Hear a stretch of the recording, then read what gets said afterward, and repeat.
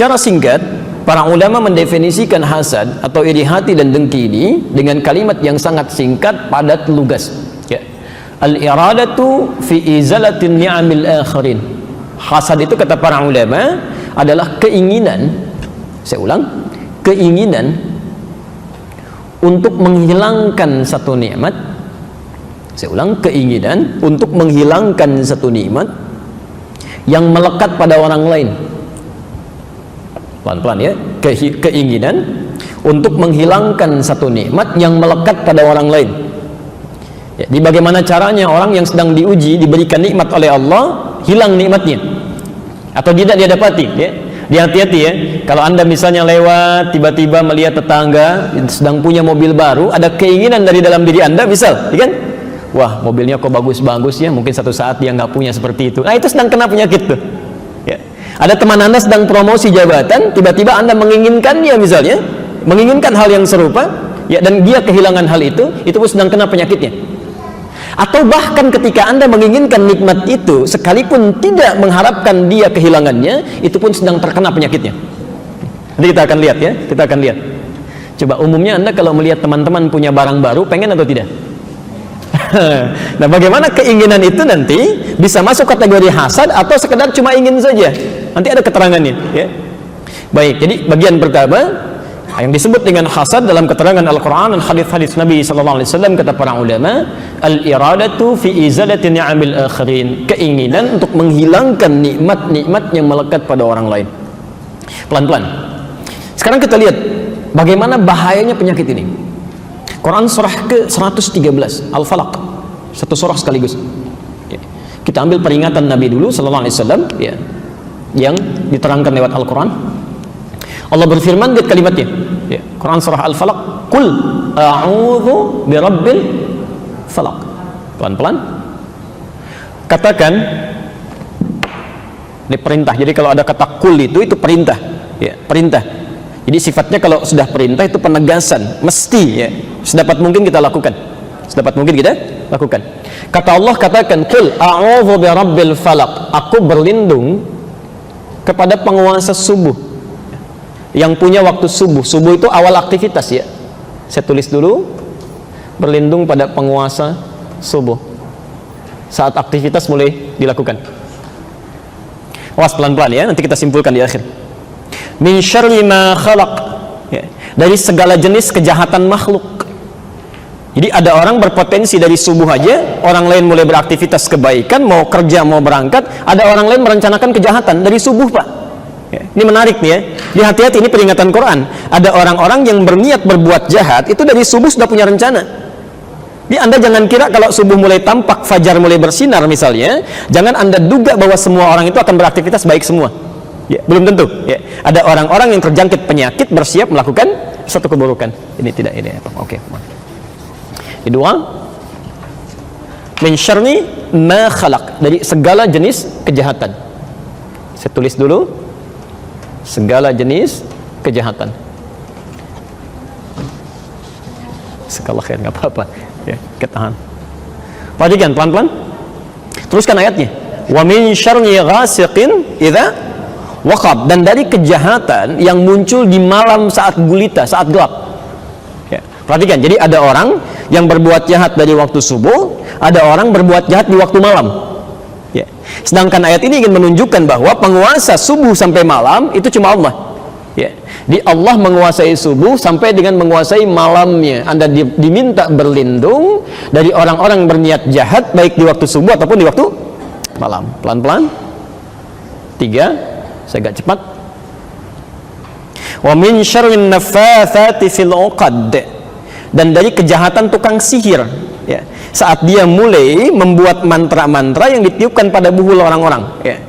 Nafats itu artinya sesuatu yang dikeluarkan tanpa orang berada di hadapannya ya. Kalau tukang sihir itu kan kalau mau menyihir seseorang, menyantet seseorang, kan orangnya nggak ada di hadapan kan. Umumnya dia akan di tempat lain ya, dia ambil perangkat tertentu, dia keluarkan jimat-jimat, maka terkena orang yang disihir itu ya. Jarang ada orang mau nyihir di depan orangnya langsung, saya sihir kamu, itu nggak ada gitu ya. Umumnya di belakang layar gitu kan.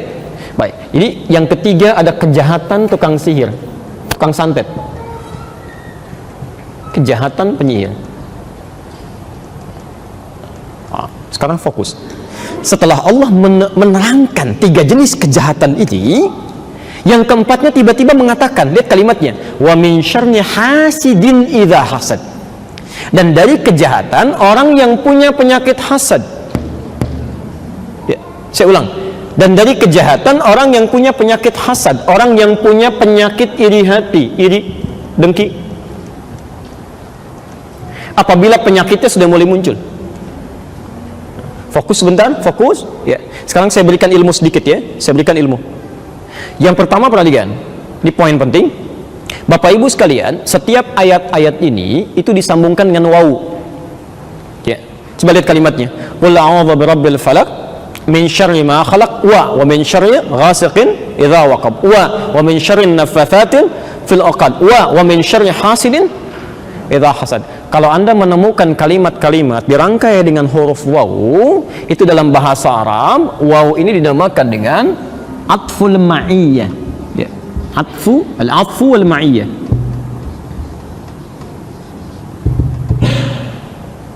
Apa itu ataf? Ya. Ataf itu artinya merangkai 2 hal, ya, merangkai 2 peristiwa yang berbeda dalam satu hal yang bersamaan, dirangkaikan bersamaan. Ya. Jadi kalau saya katakan zahaba Ahmad ila jami' Nurul Bahri wa Ali, pakai waw, ya. Ahmad pergi ke Masjid Nurul Bahri dan Ali, itu artinya Ahmad dan Ali bersamaan jalan. Jelas ya? Kemudian yang kedua ma'iyah, ya. Ma'iyah itu artinya menunjuk pada, pelan-pelan, menunjuk pada fungsi yang serupa atau hukum yang sama, setara nilainya, ya. Pada kesetaraan nilai. Mas, hati-hati, ini jarang dibahas ini ya. Hati-hati. Jadi seakan-akan Allah ingin menyamakan, perhatikan, bahayanya penyakit orang iri hati ini.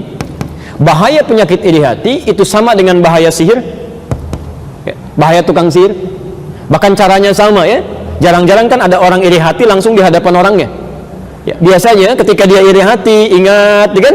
Baru dia bikin status tertentu, baru keluar kalimat yang tidak menyenangkan, jarang di hadapan orang ya. Ya. Dan yang lebih luar biasa, penyakit iri hati ini pertama, kita urutkan satu-satu. Satu, kata Allah, lihat, tingkat bahayanya, kalau ada orang cuma berbuat jahat subuh saja, ada orang berbuat jahat malam saja, iri hati ini berpotensi berbuat jahat dari subuh sampai malam. Karena orang-orang yang terkena penyakit iri hati, begitu muncul sifatnya, seketika bisa berbuat jahat. Ya. Perampok beraksi subuh, siang istirahat. Ya. Perampok beraksi siang, malam istirahat. Penyakit iri hati tidak, mau subuh, tiba-tiba ingat orang yang dimaksudkan dengan rasa irinya, muncul perasaannya, bicara dengan istrinya. Tahu nggak mah, saya ini mau berangkat ke kantor sekarang, orang ini luar biasa menyebalkannya, muncul. Malam-malam mau tidur, tiba-tiba ingat lagi, mulai bikin status, dituliskan di media sosialnya. Ya. Jadi seakan-akan ingin mengatakan orang-orang yang punya penyakit iri hati ini, Masya Allah, saking luar biasa bahayanya, hidupnya tidak akan pernah tentram dari mulai subuh sampai dengan malam. Nggak percaya silakan. Ya. Orang-orang terkena penyakit iri hati, begitu temannya dapat promosi jabatan, dari subuh sampai malam kepikiran juga. Ya. Bahkan kadang-kadang dalam tidurnya masih mencela juga ya. Orang istirahat, wah, ini keluar kalimat-kalimat. Ya. Baik. Yang kedua, maaf, sifat iri hati menggunakan huruf waw disandingkan dengan segala jenis kejahatan, min syarri ma khalaq. Ini menunjukkan bahwa orang yang terkena penyakit iri hati itu sama jahatnya dan kejahatan-kejahatan lain. Jadi kalau ada orang mencuri, ya itu sama dengan orang iri hati. Ada orang misalnya iri hati, ada orang lain merampok, itu sama nilainya, sama jahatnya, ya, sama jahatnya. Jadi bukan cuma dosa yang melahirkan kegelisahan dari mulai pagi sampai malam, tapi juga tingkat kesulitannya. Penyakit ini disebut oleh Al-Quran berpotensi melahirkan kejahatan-kejahatan yang benar dosa. Ya, jelas di sini? Nah, yang mau saya tekankan di sini, hasid itu kan yang pemiliknya, yang punya penyakitnya. Jadi Anda bayangkan saking bahayanya penyakit ini, jangankan kita yang terinfeksi, kita nggak kena penyakit pun diminta oleh Allah berlindung dari yang punya penyakitnya. Ya. Kan ayat ini berkata, "Qul a'udzu birabbil falaq." Katakan, saya berlindung kepada Allah, kan? Penguasa waktu subuh, ujung ayatnya, dan saya berlindung kepada Allah dari orang-orang yang punya penyakit iri saat penyakit itu muncul dari dirinya. Anda bayangkan saking bahayanya penyakit ini, jangankan orang yang terkena, orang yang nggak kena penyakit ini saja diminta oleh Al-Quran berlindung kepada Allah dari orang yang kena penyakitnya. saking bahayanya. Jelas sampai sini? Baik, karena itu penting bagi kita mendengar peringatan Al-Quran ini supaya kita pelajari